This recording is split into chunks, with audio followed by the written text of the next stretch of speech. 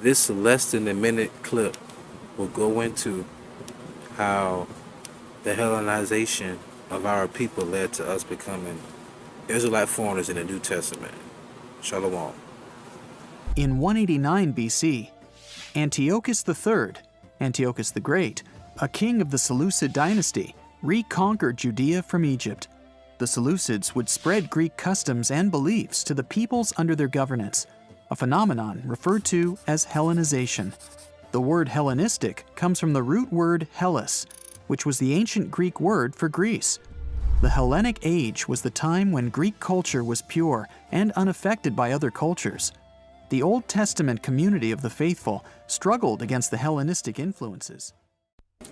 Paul contended with Israelite foreigners who worship Diana of Ephesus. I want to give all the honor, glory, and praises to Yahweh Hashem Yahushai, Bahashem, Barakah, Kodash. Double honors to my elders at Great Millstone who rule well. Single honors to the elect. Peace and blessings be to all the censored men, women, and children that do consist of the 1/3. Shalom. As you saw at the beginning of this video, there was a small commentary about history of when Antiochus Epiphanes pretty much they try to put into a politically correct format. But if you read the book of Maccabees, the first chapter, the first verse, the first book of Maccabees, the first chapter, it goes into how they forced us to not keep the Shabbat, to profane the altar with swine, to worship Apollo and Diana and all those other gods, and to also to not circumcise our children, and to get involved with wrestling and the gymnasiums and things of that nature, and having long hair and togas. Prime example would be Timothy's father, when it refers to him as a Greek. His father is a Greek, meaning he was Hellenized. He was an Israelite by bloodline of Abraham, Isaac, and Jacob, but he was following the customs of the Greeks during that time. The Romans, I should say. Synonymous with Jake today, claiming to be African American or Puerto Rican or Mexican, all right? Rather than saying that they are from the tribe of Judah, the tribe of Ephraim, or the tribe of Issachar. So without further ado, this is 1 Corinthians chapter 12, verse 1 through 2. Now concerning spiritual gifts, brethren, I will not have you ignorant. Ignorant means not to know. So I will not have you know. I will not have you not to know. I meant to say, forgive me. You know that you were Gentiles, carried away into these dumb idols, even as ye were led. Think about that. You were led. So when you were led somewhere, that means that you was guided there. You was taken there. So that goes to show you that our people was led to become Gentiles because they were being Hellenized during the time of Alexander the Greek and his 4 generals. Okay? Now, and also to understand,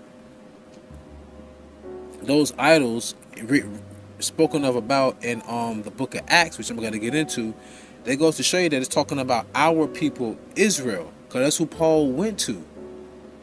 All right, he became a I forgot what he called himself. It's something of the Gentiles. Okay, but he became a servant of the Gentiles.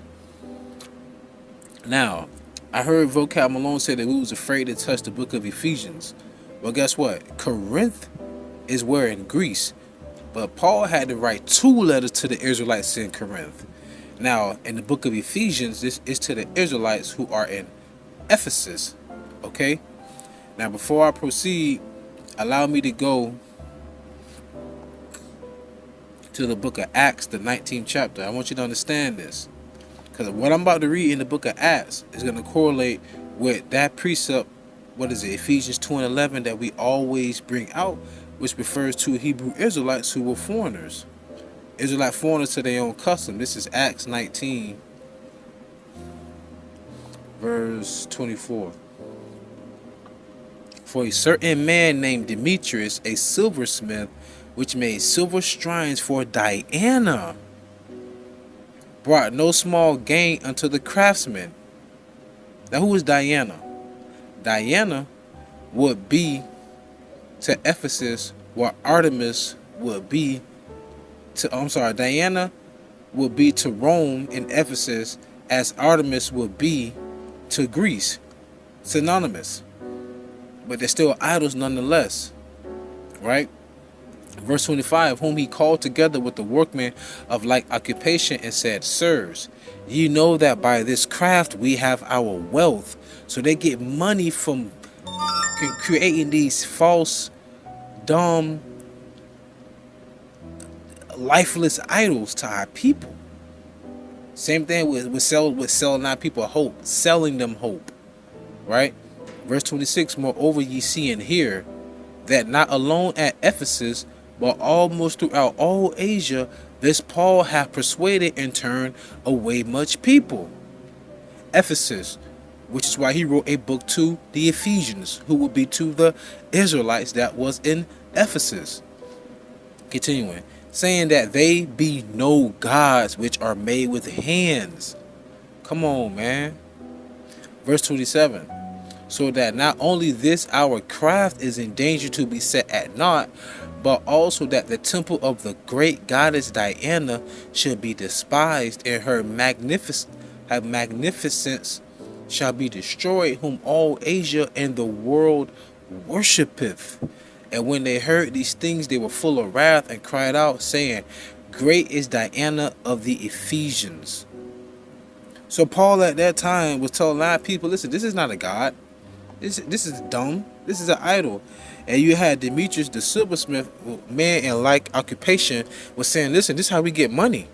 If we don't stop this Paul from sparing this truth, we're going to come to naught. So then they start praising the goddess, the idol, so to say, right? Now let's go to Ephesians chapter 2, verse 11 through 12. And on the screen, you will see a picture. On the left side, it will be a depiction of Diana, and on the right side will be a depiction of Artemis. Notice how Artemis is more darker in hue, so to say, but I digress. Ephesians 2 and 11 through 12. Wherefore remember that ye being in time past Gentiles in the flesh, who are called uncircumcision by that which is called circumcision in the flesh made by hands. That was going back to, I think it was Acts the 6th chapter and the 9th chapter, when they were upset that when they said they allowed the Greeks inside, they were talking about the Israelites who weren't circumcised during that time. Okay? Verse 12, that at that time ye were without Mashiach, being aliens from the commonwealth of Israel. What is the word commonwealth goes back to? Being a citizen, a countryman. Because did not the Lord tell Abraham that every male shall be circumcised?